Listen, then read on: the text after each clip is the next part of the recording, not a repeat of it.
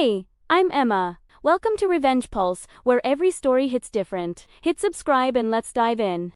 The email from the American Board of Internal Medicine came on a Tuesday morning, board certified in cardiovascular disease at 29 years old, the youngest cardiologist to achieve certification at Metropolitan General Hospital in 15 years. I stared at the screen in my tiny studio apartment, the one I'd lived in throughout residency and fellowship. 7 years of 80-hour weeks. 7 years of missing holidays, birthdays, life. 7 years of choosing patience over sleep, studying over socializing, advancement over comfort. And now, finally, it was official. I called my parents immediately. Mom answered on the third ring. Hey Mom, I got some really good news. Hold on, sweetie. Derek, did you take out the trash yet? Her voice moved away from the phone. Sorry, what were you saying? I got my board certification results. I'm officially. That's nice, honey. Listen, we're trying to figure out the seating chart for your brother's engagement party. Do you think Aunt Linda would be okay sitting near Uncle Rob? They had that fight at Christmas about the... Mom, I'm the youngest board-certified cardiologist at my hospital, MMHMM. So what do you think? Linda and Rob? I closed my eyes. Sure. Whatever works. Great. Oh, and the party is next Saturday at 6. We're doing it at that Italian place Derek loves. You'll come, right?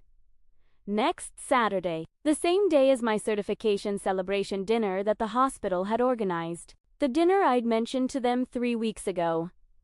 Twice. I actually have something that night. Oh, come on. It's your brother's engagement party. Family comes first. You can reschedule whatever it is.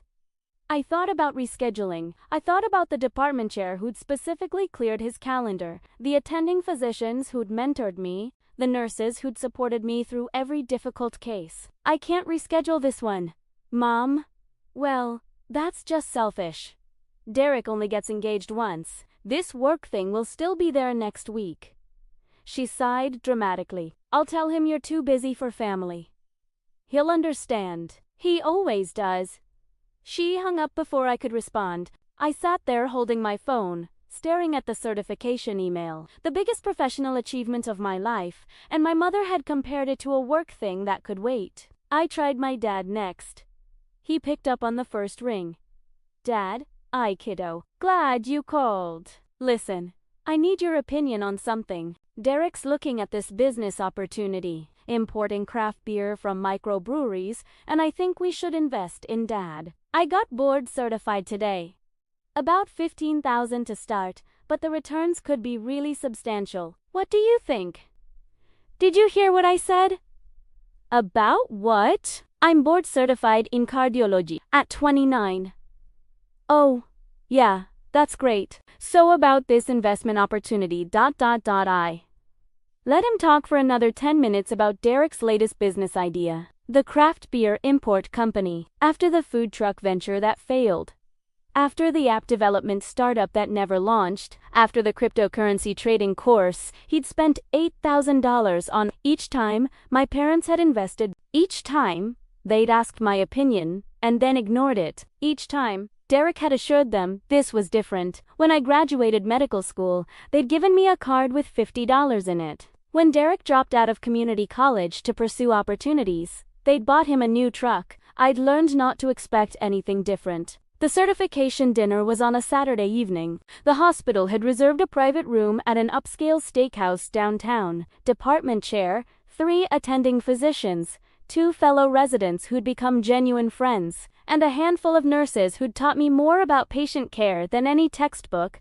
23 people who'd actually shown up for me. 0 family members. I'd sent the invitation to my parents 5 weeks in advance. Reminded them 3 weeks out. Mentioned it again 2 weeks before.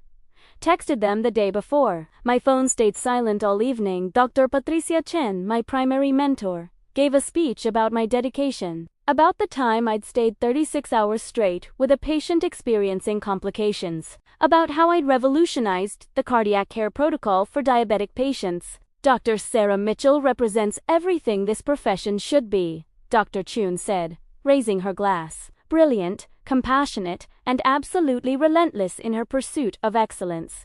Everyone applauded. I smiled and thanked them, and tried not to think about the empty chairs where my family should have been sitting.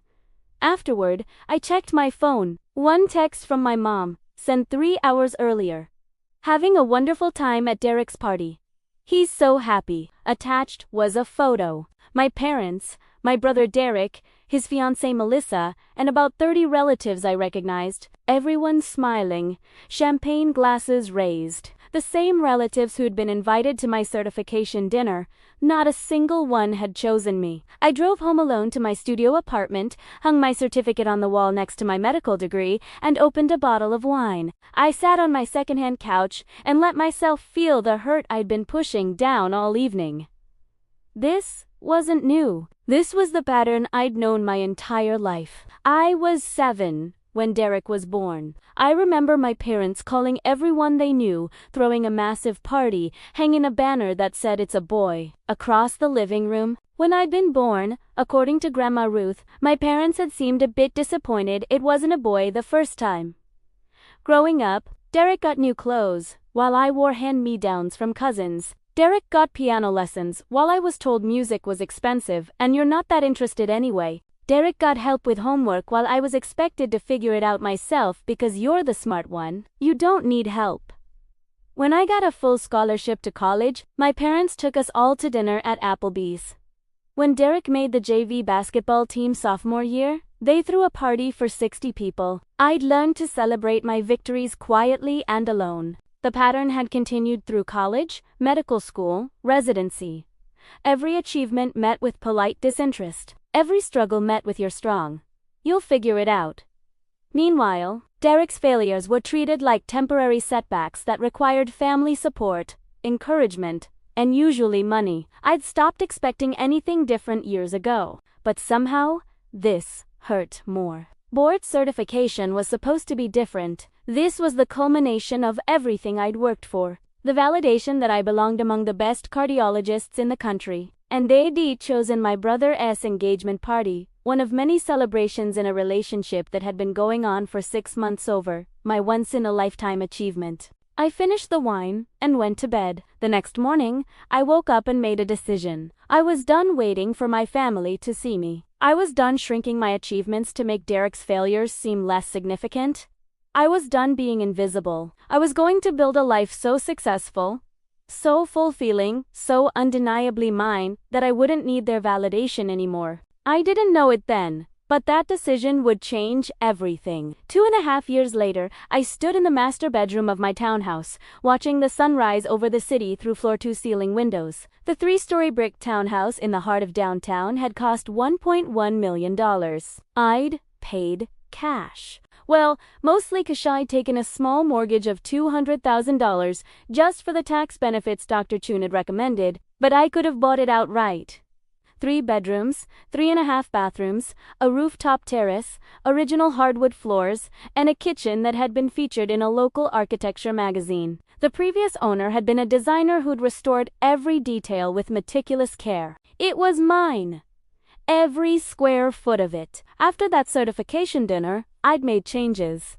Real changes. First, I'd reduced contact with my family to the absolute minimum. No more weekly phone calls that left me feeling invisible. No more family dinners where I sat silently while everyone discussed Derek's latest venture. No more trying to share my life with people who didn't care to hear about it. I responded to texts when necessary, showed up to major holidays for a few hours, kept conversations surfaced like they barely noticed.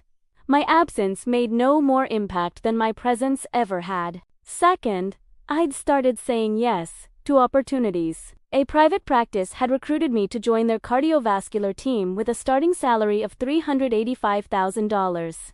After 18 months, they'd made me a junior partner. My annual income had climbed to $520,000. I'd started investing. Real estate, index funds, a small stake in a medical technology startup that Dr. Chun had recommended. My net worth had crossed $1.4 million. Third, and most importantly, I'd started building a real life. Not the life I thought would finally make my family proud, but the life I actually wanted. I'd met James at a hospital fundraiser. He was a software engineer, calm and thoughtful, with dark-rimmed glasses and a quiet sense of humor that caught me off guard. He didn't care that I was a doctor. He cared that I laughed at his terrible puns and that I read the same obscure sci-fi novels he loved. We'd been together for 14 months now. He had his own condo across town, but he stayed here most nights, his clothes gradually taking over half my closet. "Coffee's ready," James called from downstairs. I smiled and headed down to the kitchen. He stood at the counter in his pajama pants and my old medical school t-shirt, pouring coffee into 2 mugs. "Big day?" he said, handing me a cup. "You nervous?" Today, I was presenting a research paper on innovative interventional cardiology techniques at a national conference. My work was being published in the Journal of the American College of Cardiology. Dr. Chun adkayet it career-defining research. "More excited than nervous," I said. "That's my girl." He kissed my forehead. "You're going to be amazing, just like always." This was what support looked like. Someone who showed up, someone who remembered my important days without being someone who celebrated my victories without comparing them to anyone else's. My phone buzzed. A text from Dr. Chun. "Ready to show them what Metropolitan General is made of." I texted back. "Born ready." Another text came through, this one from my college roommate, Rebecca. She'd become one of my closest friends, despite living 3 states away. "Good luck today. You're going to kill it. Also, I'm coming to visit next month and I expect a full tour of that gorgeous house. I need decorating inspiration." I'd been avoiding posting photos of my townhouse on social media. Something about it felt too private, too precious to share with the world. But Rebecca had been asking for months, and she genuinely cared. I thought about my family, who still believed I lived in a small apartment and scraped by on a resident's salary. They'd never asked about my life. Never asked if I'd moved, if I was dating anyone, if I was happy. I'd stopped volunteering information they didn't want to hear. "You okay?" James asked, noticing my expression. "Yeah. Just thinking about how different things are now. Different good. Different amazing." He smiled and pulled me close. "You built this, Sarah. Every piece of it. You should be proud." For the first time in my life, I was genuinely, uncomplicatedly proud of what I'd achieved. Not because it might finally make my family notice me, but because I'd created a life I loved. The conference went perfectly. My presentation received a standing ovation. 3 hospitals approached me about speaking engagements. A medical journal requested an interview. Dr. Chun took me to dinner afterward to celebrate. "You know what this means?" she said, over champagne. "You're not just a talented cardiologist anymore. You're becoming a leader in the field. People will start seeking you out, asking your opinion, wanting your expertise." It feels surreal. It's not surreal. It's earned. You put in the work, and now you're reaping the rewards. C'est pas usef. I'm proud of you, Sarah. I know I've said it before, but primera mea, en italiano. You're extraordinary. I felt tears prick my eyes. Dr. Chun had been more of a parent to me over the past 4 years than my actual parents had been in 29 years. "Thank you," I managed. "For everything. For believing in me when I didn't believe in myself. That's what mentors do. And that's what you'll do for the next generation." She raised her glass. "To the future, Dr. Mitchell." "To the future." "To the future." I flew home the next day, feeling untouchable. I had a career I loved. A partner who cherished me, a mentor who championed me, friends who celebrated me, and a home that felt like sanctuary. My family's absence no longer felt like rejection. It felt like freedom. I had no idea that freedom was about to be tested. Rebecca visited 4 weeks after the conference. She flew in on a Friday afternoon, and I picked her up from the airport in my new Cara sensible but luxurious Audi sedan I'd bought 3 months earlier. "Look at you," she squealed, hugging me tight. "Dr. Fancy Pants, with your German engineering?" "It's practical," I protested, laughing. "It's gorgeous. Everything about your life is gorgeous. I can't wait to see this house." I'd taken the day off work, something I rarely did. We spent the afternoon catching up over lunch downtown, then headed back to my townhouse as the sun started setting. Rebecca walked through the front door and stopped dead. Sarah, what the actual hell? Is it too much? I asked nervously. Too much? It's perfect. This is like something out of Architectural Digest. She wandered through the open concept first floor, running her hands along the marble kitchen counters, admiring the exposed brick wall, staring out the back windows at the small private courtyard. You live here? Like, every day? Every day. I hate you. I love you, but I hate you. We spent the evening cooking dinner together, drinking wine and catching up properly. Rebecca told me about her marketing job, her new relationship, her ongoing battle with her own complicated family. I told her about my research, my partnership, James. I'm so happy for you, she said sincerely. You deserve all of this, every single bit. Thank you for being here, I said, for caring enough to visit. Are you kidding? I'd visit every month if I could. This house, this life, this version of you, it's everything I always knew you'd become. The next day, we took advantage of the unseasonably warm October weather and spent the afternoon on my rooftop terrace. The space was my favorite part of the house, furnished with comfortable outdoor furniture, strung with lights, offering 360 views of the city skyline. Rebecca took approximately 100 photos. This light is incredible, she said, positioning me against the brick wall with the city behind me. Okay, smile. Think about how amazing your life is. I laughed, genuinely happy, and she snapped several photos. These are perfect, she said, scrolling through them. You look like you just walked off a magazine cover. Can I post one? Please. I need people to see that my best friend is living her absolute best life. I hesitated. I don't know, ... double quotes. Come on. You never post anything. Let me brag about you. Something made me say yes. Maybe it was the wine. Maybe it was the happiness of having a friend who genuinely wanted to celebrate me. Maybe I was just tired of hiding my success like it was something shameful. Okay. Just one. Rebecca squealed and immediately started crafting a caption. She showed me before posting, rooftop dinner with this queen who casually has the most gorgeous home I've ever seen. Dr. Sarah Mitchell, board-certified cardiologist, published and the friend who inspires me to dream bigger. Love you. Hashtag friendship goals, hashtag rooftop views, hashtag city living. She tagged me in the post and hit share. I thought nothing of it. My Instagram was private, with maybe 200 followers, mostly medical school friends, colleagues, and people from residency.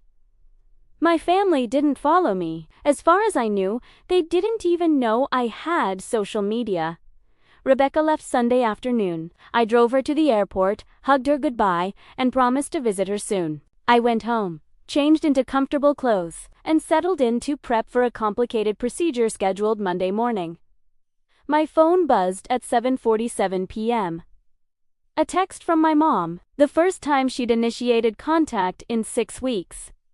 Hi honey, hope you're doing well. I stared at it, suspicious. My mother didn't do casual check-ins. Before I could respond, another text, saw a post from your friend Rebecca. That's a beautiful place. Is that where you're living now? My stomach dropped. How had she seen it? Rebecca's account was public, but my mom didn't have Instagram. At least, she'd claimed she didn't understand social media whenever I'd suggested we connect online. Another text. Your father and I are so proud of how well you're doing. We'd love to see you soon.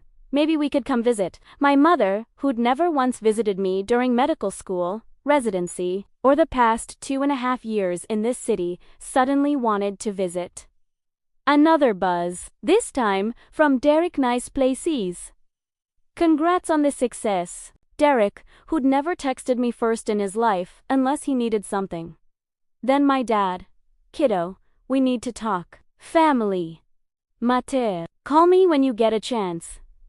I set my phone down and took a deep breath. They'd seen the house. After nearly 3 years of barely speaking to me, of treating my achievements like minor inconveniences, of forgetting I existed except when they needed someone to ask about investments they'd never make suddenly, they were reaching out. The timing wasn't coincidental. I picked up my phone and texted James. They found out about the house. His response came immediately. How? Rebecca's Instagram post. How did they even see it? Good question. I opened Instagram and looked at Rebecca's post. It had 63 likes and 12 comments. I scrolled through the likes and found it. My cousin Ashley, she followed Rebecca. She must have seen the post and shown my family. Ashley, who'd been at Derek's engagement party. Ashley, who'd been invited to my certification dinner and hadn't come. Ashley, who I'd seen exactly twice in the past 3 years at unavoidable family events. My phone rang. My mother's name appeared on the screen. I didn't answer. She called again immediately. And again. Finally, I answered. Hello, Sarah. Honey, I was starting to worry when you didn't pick up. I was busy. Mom, what's up? Well, I saw that beautiful post from your friend Rebecca. You never told us you moved. And such a gorgeous place. We're so excited for you. I moved 2 years ago. 2 years. She laughed nervously. Well, you know how busy everyone gets. We'd love to come see it. Maybe next weekend. I'm working next weekend. The weekend after, also working. Sarah, we're your parents. Surely you can take 1 weekend off to spend time with family. Family. The word felt hollow coming from her mouth. I'll have to check my schedule. Okay, well, let us know soon. Oh, and Sarah? Your dad wants to talk to you about something. Family business. Can you call him tonight? What kind of family business? He'll explain. It's about Derek. Love you, sweetie. She hung up before I could respond. I sat there, my hands shaking slightly. James came down from the bedroom, where he'd been reading. That was fast, he said. She wants to visit, says Dad needs to talk to me about family business involving Derek. Of course it involves Derek. I shouldn't have let Rebecca post that photo. James sat next to me and took my hand. Hey, you have nothing to hide. You earned every square foot of this place. You're allowed to live your life publicly. I know. But I liked them not knowing. I liked having the space that was completely mine, that they couldn't touch. It's still yours. They can't take that away. But even as he said it, I felt the old familiar dread settling in. They hadn't contacted me in months. Now, within 3 hours of discovering my success, they were suddenly interested. They didn't want to see me.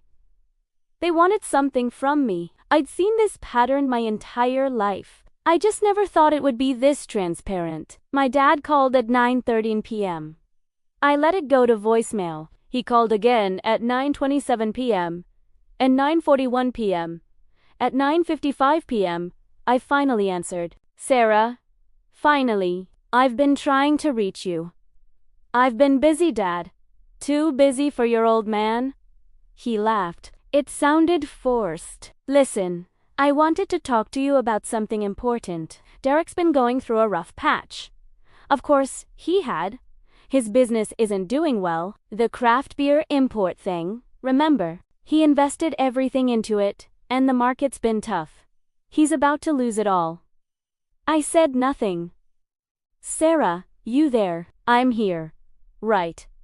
So, we've been helping him as much as we can, but it's gotten beyond what we can manage. He needs about $52,000 to keep the business afloat. If he doesn't get it in the next week, he'll have to declare bankruptcy.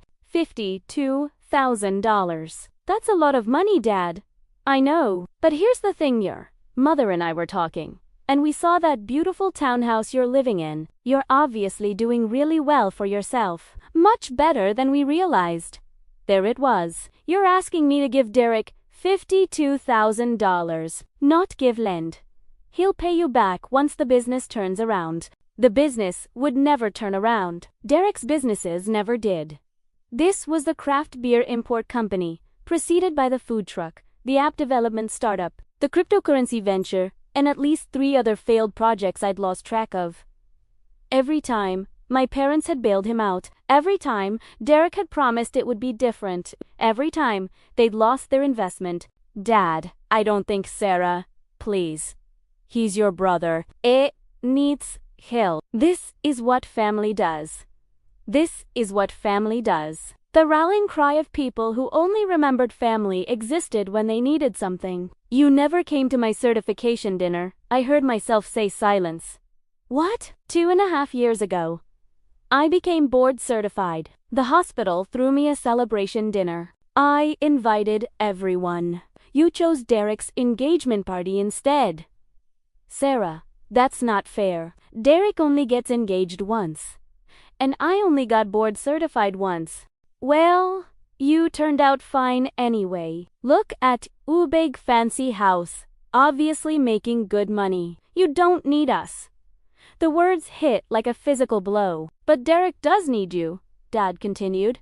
He's struggling. He's family. You don't need all that space anyway.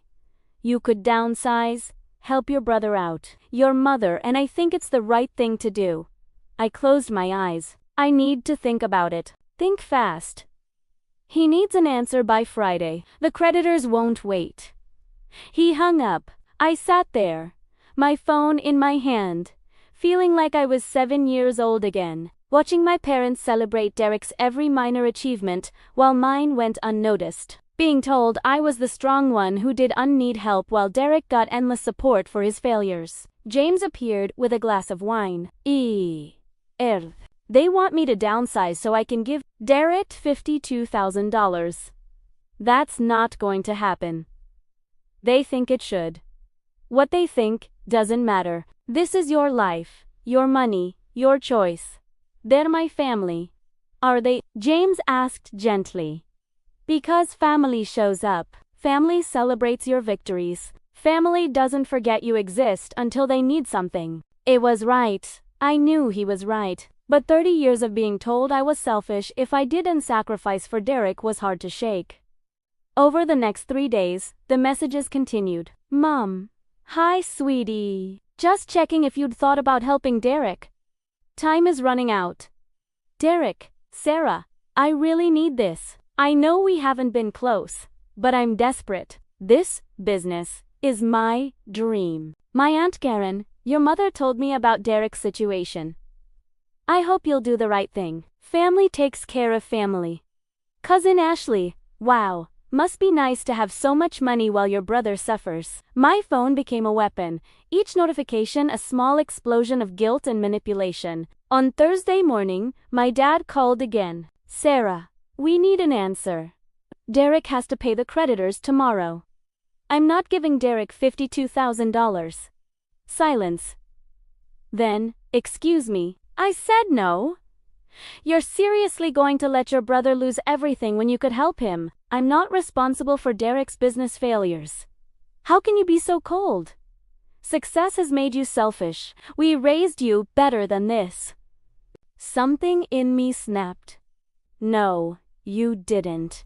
You raised me to be invisible. You raised me to celebrate everyone else's achievements while mine didn't matter. You raised me to believe I didn't deserve the same support you gave Derek.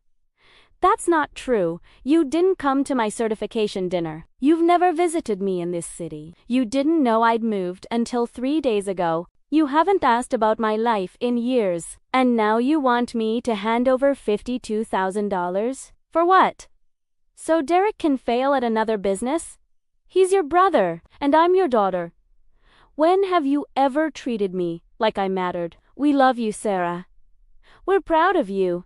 You're proud of my bank account. That's not the same thing. I can't believe how selfish you've become. We're coming over to discuss this in person. Saturday morning. Be there. He hung up. I looked at James, who'd been sitting next to me through the entire call. They're coming here, I said. Then we'll handle it together. I don't want them in my home. So we meet them somewhere else, a coffee shop. Neutral territory. They'll make a scene. Let them. You've done nothing wrong.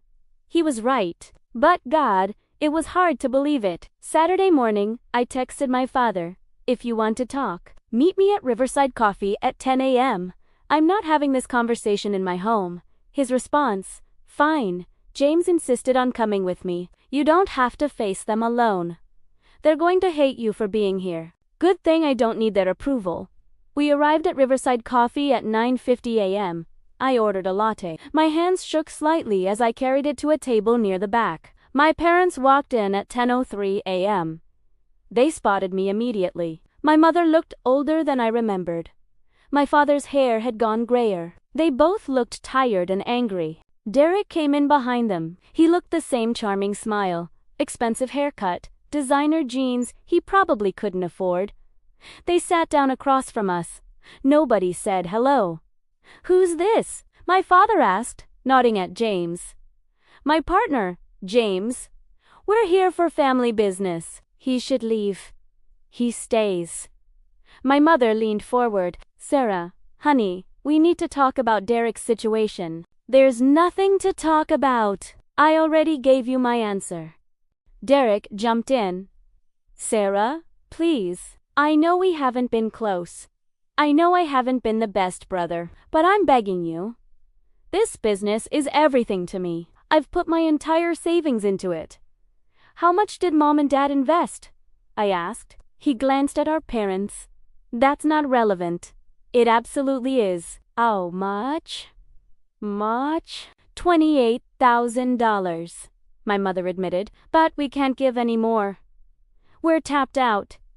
"And before this, the food truck, the app, the crypto course, that's in the past. How much total have they given you over the past 5 years?" Silence. "Ballpark," I pressed. "Maybe 90,000. Derek muttered. $90,000. They'd invested $90,000 in my brother's failed businesses. Meanwhile, they'd given me $50 when I graduated medical school. "And you've paid them back?" "I'm going to, once the business succeeds." "The business is failing, Derek. It's over. Taking my money won't change that." "You don't know that." His voice rose. Other customers looked over. "You're not a business expert. You're just a doctor. You don't understand entrepreneurship." "I understand math. I understand that 5 failed businesses suggest a pattern." My father slammed his hand on the table. "That's enough. You're going to help your brother, and that's final." "No, I'm not." "Yes, you are. You have more than enough. That house you're living in, you could sell it. Downsize. You don't need all that space." I stared at him. "You want me to sell my house, or take a loan against it? Either way, Derek needs $52,000, and you're the only one who can provide it." "Why me? Why not Aunt Karen, Uncle Robe, all those relatives who showed up to Derek's engagement party? They don't have your resources." "Right. So because I worked my ass off for 7 years, because I sacrificed and studied and built a career, I'm supposed to hand over my money for Derek's failed business? This is what family does." My mother sighed. Her voice had gone cold. "Family helps each other. But you've always been selfish, always thought you were better than us." "I never thought I was better. I just wanted to be seen." "You were seen. We saw you. You were the smart one who didn't need help." Derek needed more support. Derek got more support because you gave it to him. You made a choice. And now you're making a choice. My father sighed. "You can either help your brother, or you can be selfish and let him lose everything. Choose carefully, Sarah. Family doesn't forget." The threat was clear. Help Derek or be cut off completely. I took a breath. James squeezed my hand under the table. "I choose myself," I said clearly. My mother gasped, like I'd slapped her. "I choose my career that I built without your support. I choose my home that I earned with my own money. I choose my boundaries that you've never respected. I'm done sacrificing myself for Derek's failures." "How dare you?" my father started. "I'm not done. You skipped my certification dinner. You've never visited me in this city. You didn't know I'd moved until someone posted a photo on Instagram. You've ignored every achievement, minimized every success, and made me feel invisible for 30 years. And now you show up demanding $52,000. No, you'll regret this, Derek said, his voice shaking with anger. When Mom and Dad are gone, when you have no family left, you'll regret choosing money over us.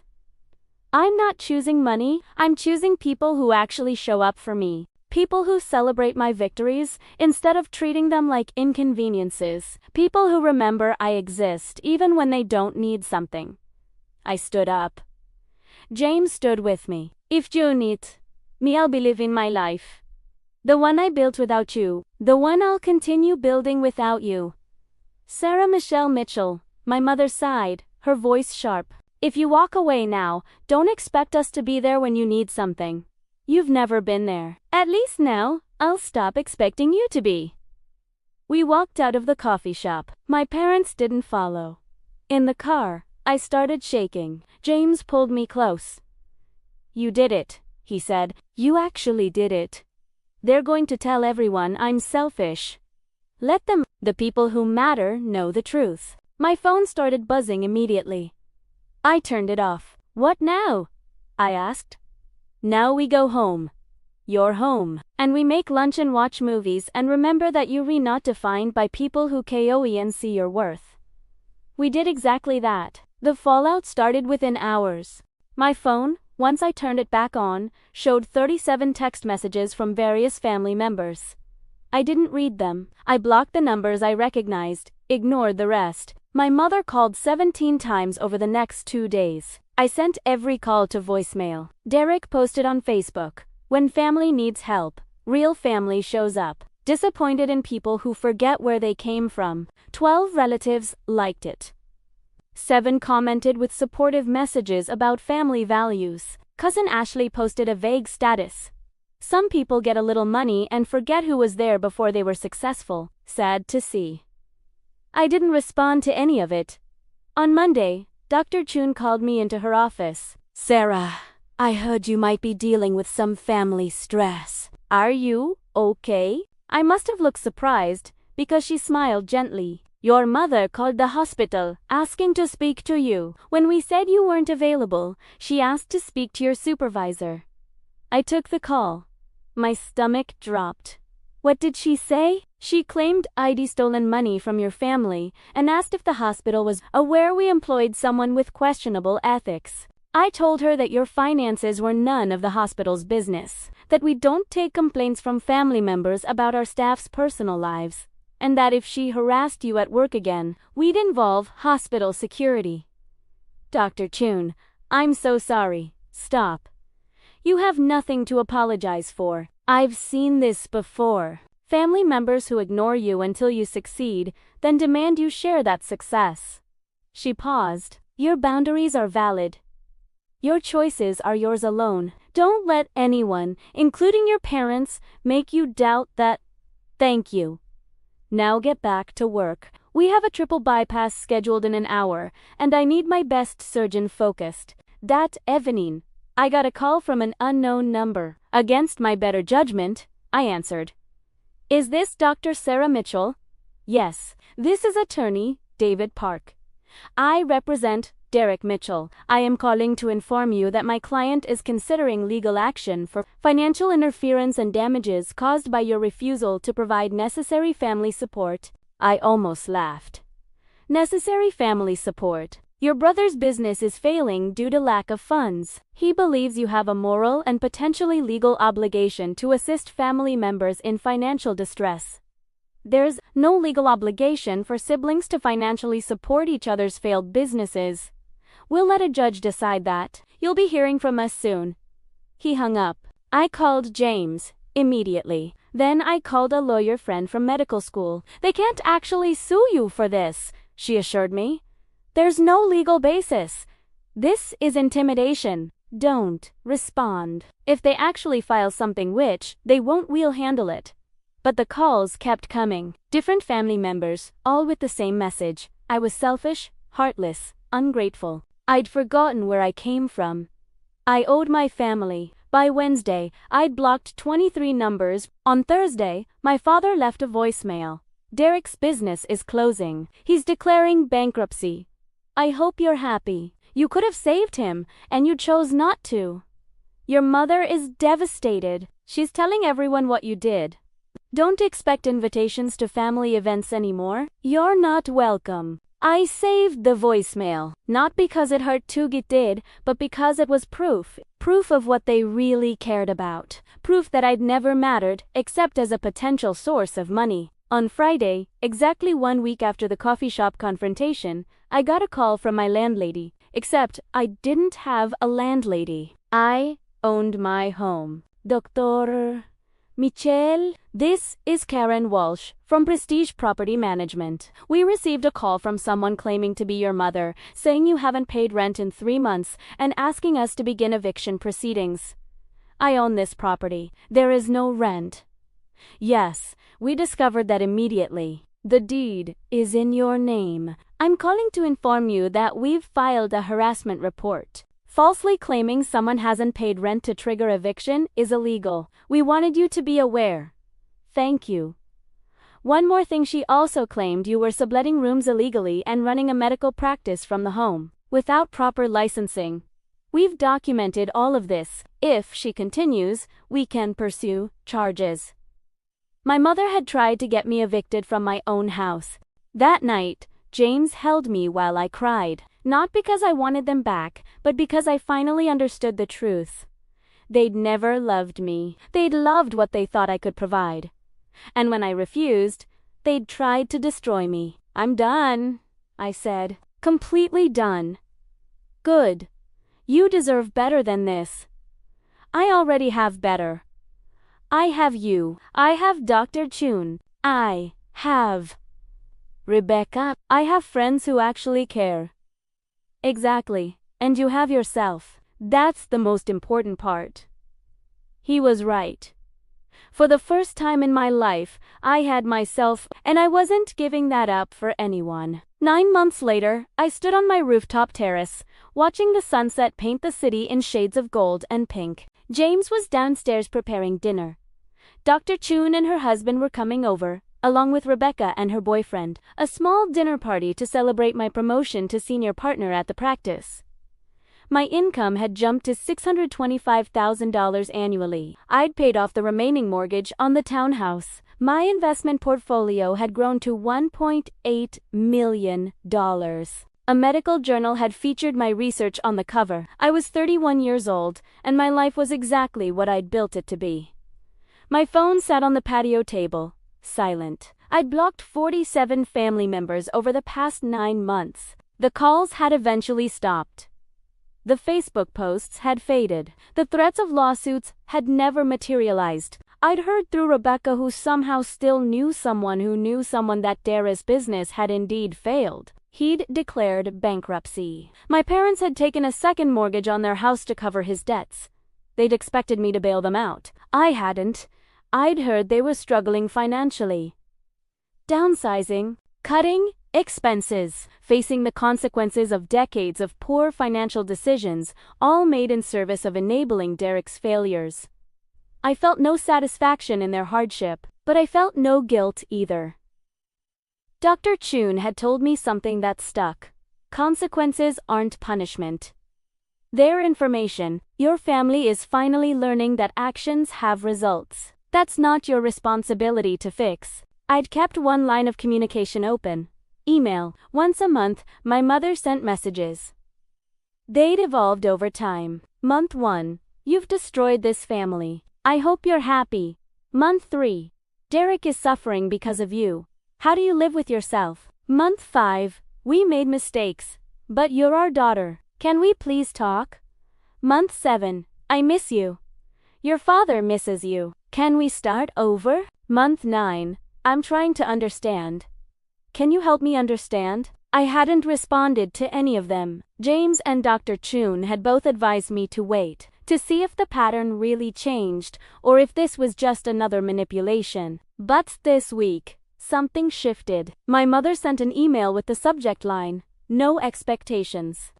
Just truth. I'd almost deleted it without reading, but something made me open it. Sarah, I've been talking to a therapist. Your father refuses to go, but I've been going alone for 3 months now. She asked me to tell her about you. I realized I couldn't.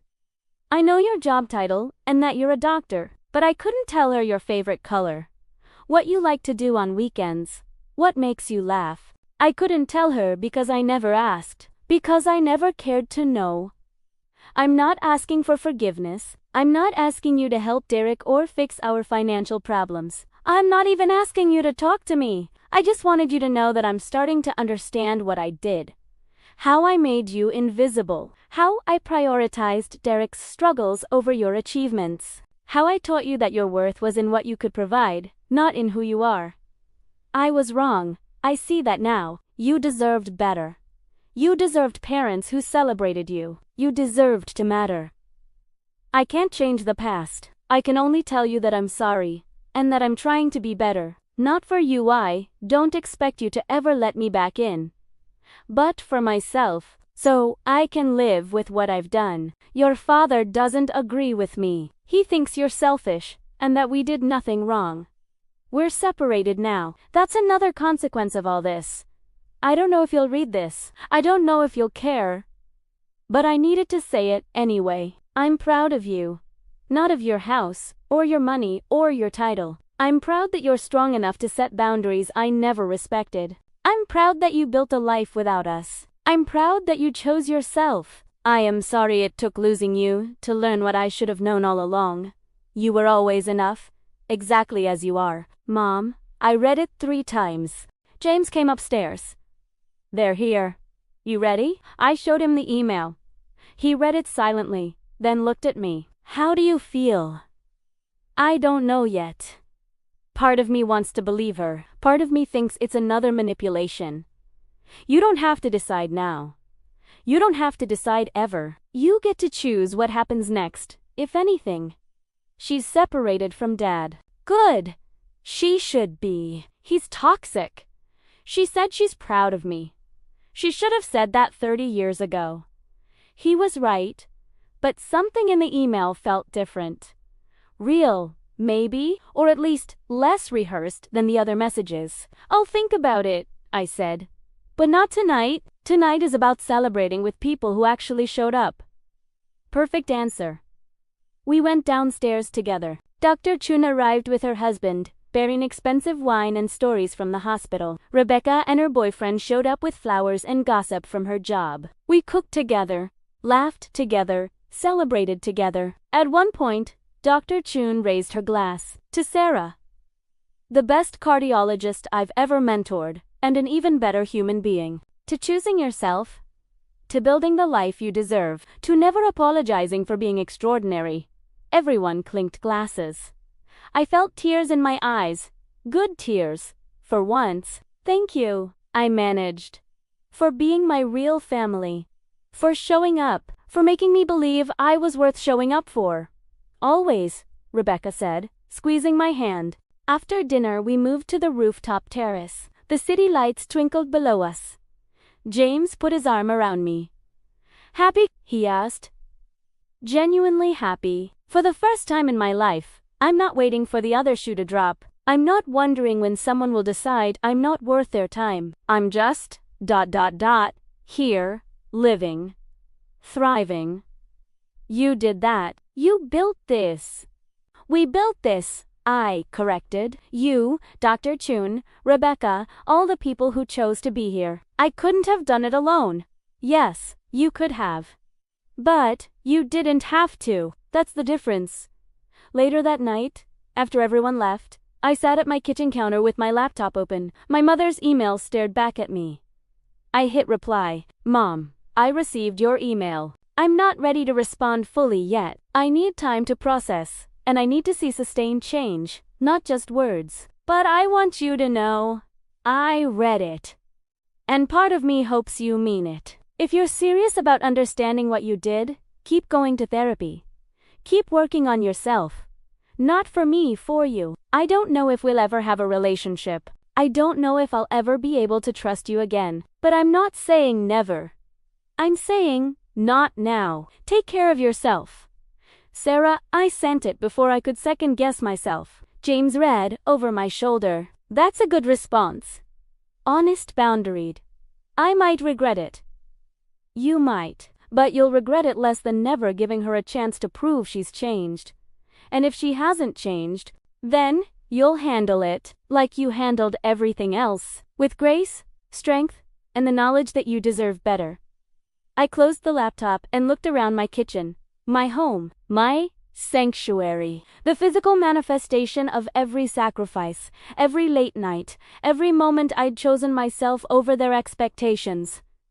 They couldn't take this from me. No one killed. I'd built a life on my own terms. I'd surrounded myself with people who valued me. I'd learned that family wasn't about blood, it was about showing up. And I'd finally, after 31 years, learned to show up for myself. My phone buzzed. A text from Dr. Chun. Thank you for a lovely evening. Proud of you as always. See you Monday for that valve replacement surgery. B. B. B. B. I smiled and texted back. Thank you for everything. See you Monday. James had gone to bed. I poured myself a glass of wine and walked back up to the rooftop terrace. The city stretched out before me, full of possibility and promise. I thought about the girl I'd been at my certification dinner, sitting alone in my tiny studio apartment, believing she wasn't worth celebrating. I thought about the woman I'd become, standing in her $1.1 million townhouse, surrounded by people who loved her, finally believing she was enough. The journey between those two versions of myself had been painful. It had cost me the family I desperately wanted to be part of. It had forced me to choose between their approval and my own peace. But I'd made the right choice. I knew that.